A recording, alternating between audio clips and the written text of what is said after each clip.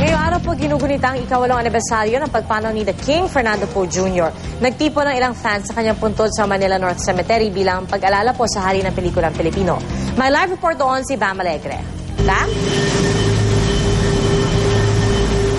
Pia, good morning. Ngayon ngang ika-14 ng Disyembre, ginugunita ang ika-8 anibersaryo ng pagpanaw ni Fernando Poe Jr., ang hari ng pelikulang Pilipino o The King. Kinikilala rin siyang Ronald Allen Kelly Poe sa totoong buhay.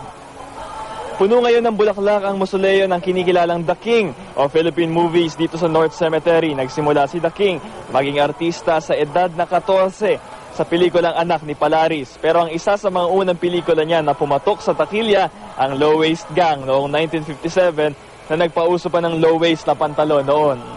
At syempre, sino ang makakalimot sa papel niya bilang Panday?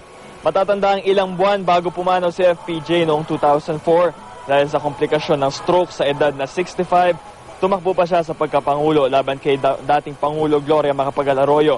Natalo si FPJ pero naniniwala ang kanyang mga taga-suporta na siya ang tunay na nanalo noon. Kabilang sa darating dito mamaya para sa isasagawang misa alas 8 ng umaga ang kanyang misis na si Susan Roses.